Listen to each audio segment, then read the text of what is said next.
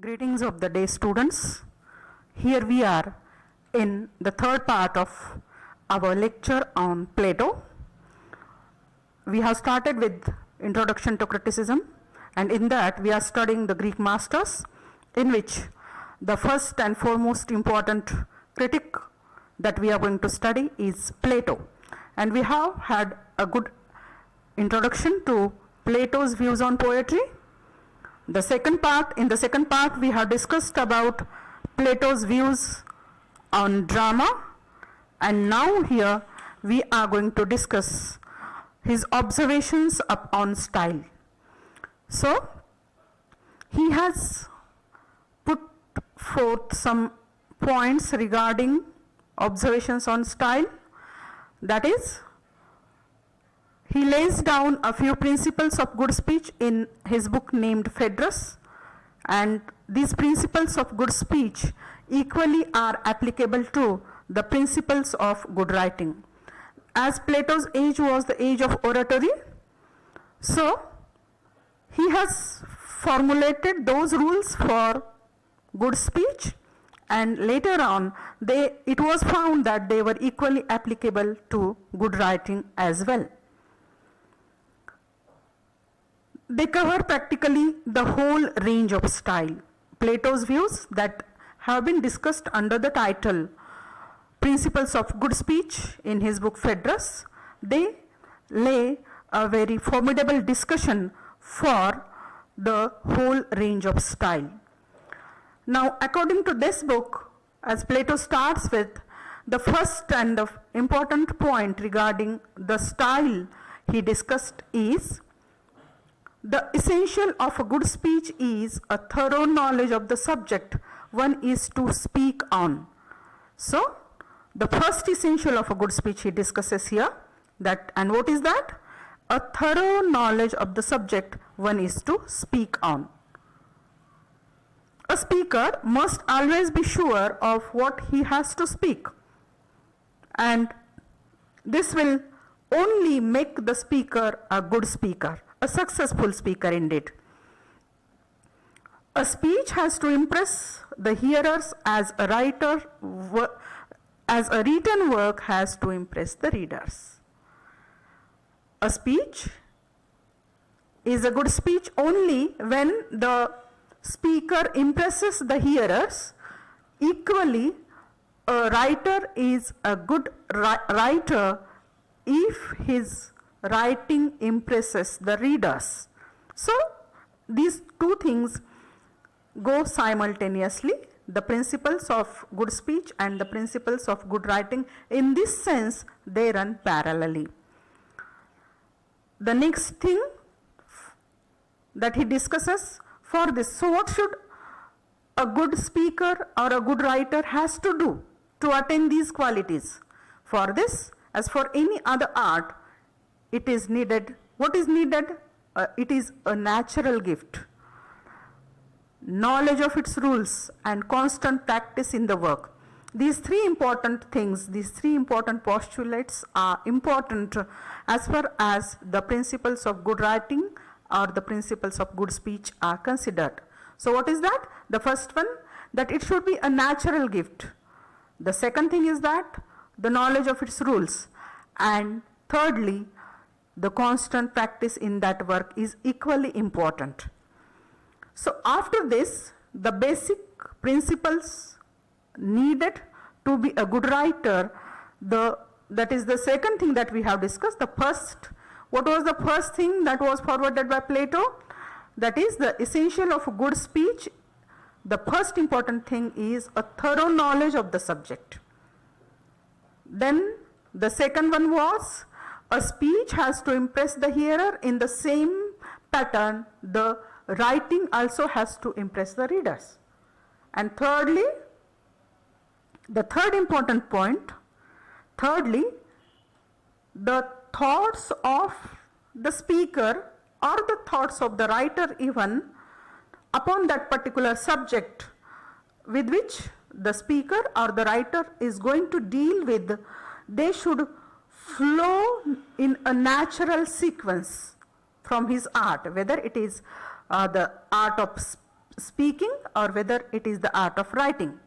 That is, that they should follow each other in a natural sequence, the first thing first, the middle one in the middle, and the last one last, so that altogether that may form an organic whole.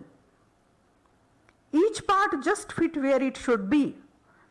You know, when you start with a certain thing, that an appropriate beginning, appropriate middle, that is coming out of the beginning, and an appropriate end coming out of the middle, they are very essentials of a good work, of any good work, whether it is an art form or whether it is any action from your normal, ordinary, day-to-day life.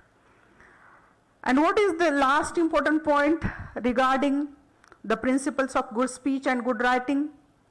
The last care should be to have knowledge of human psychology to get into his hearer's heart and soul.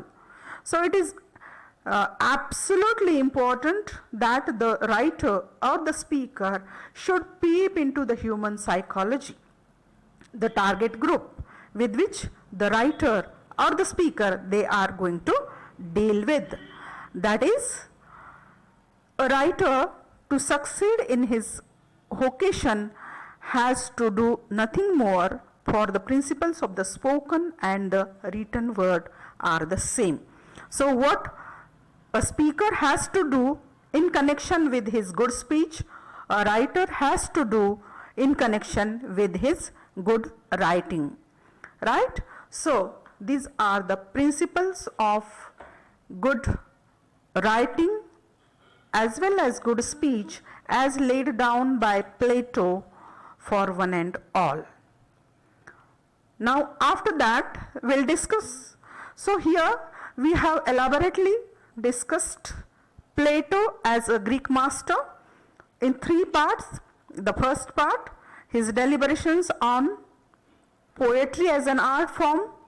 The second part pronounced his comments on drama, and in the third part, the importance of good style in case of good speech as well as good writing as well.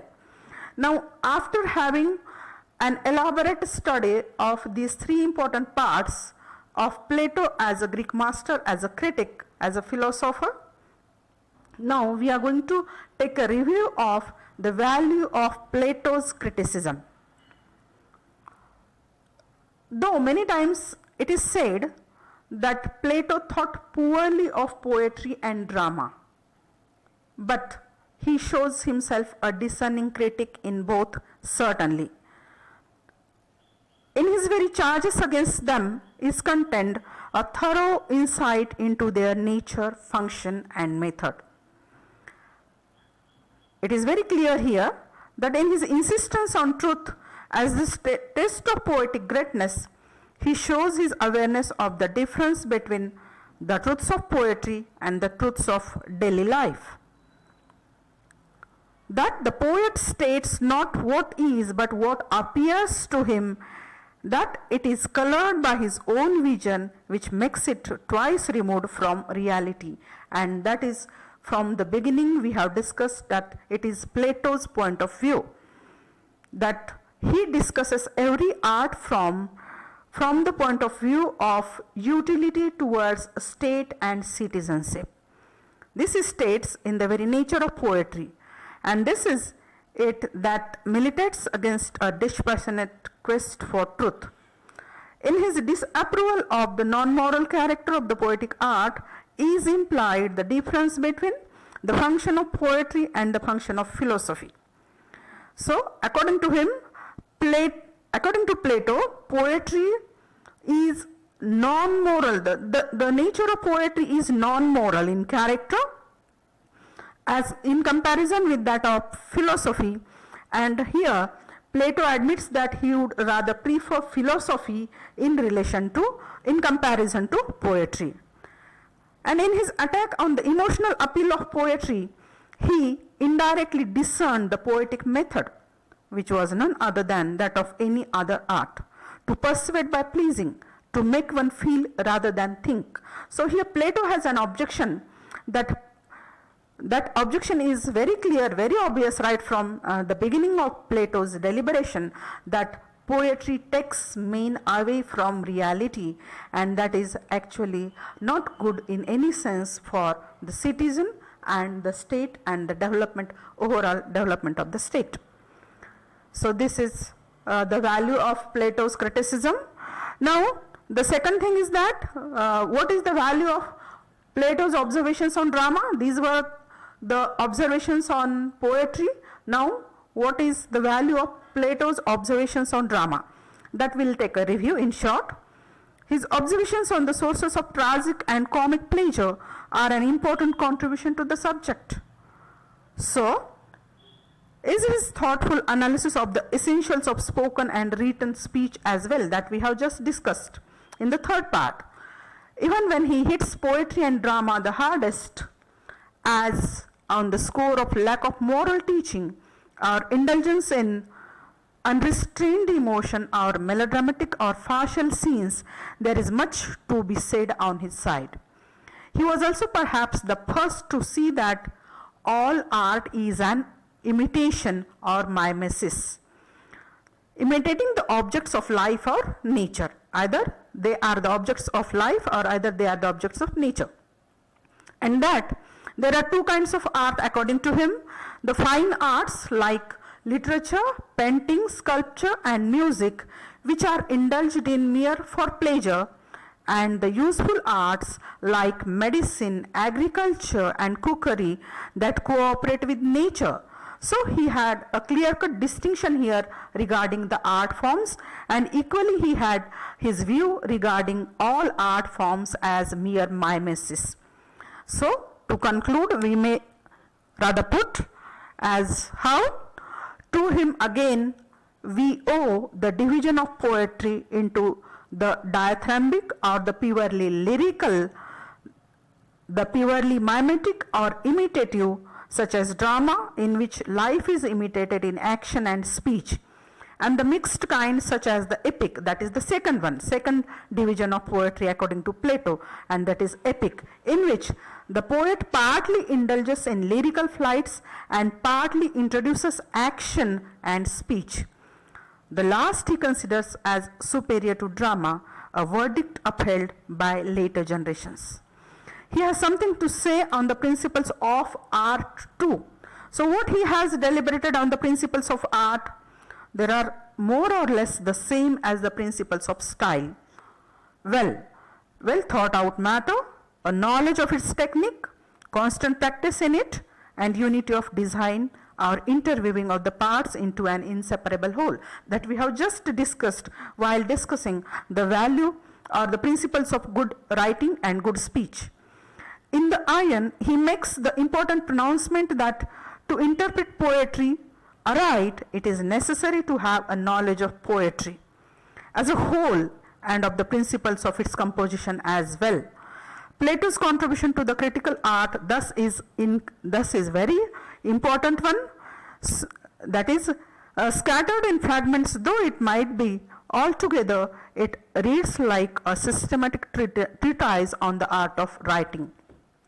So friends, here we have discussed almost everything. We have covered almost all the important deliberations forwarded by Plato regarding his value or his observations on poetry, observations on drama and so on. So thank you very much. Thank you one and all.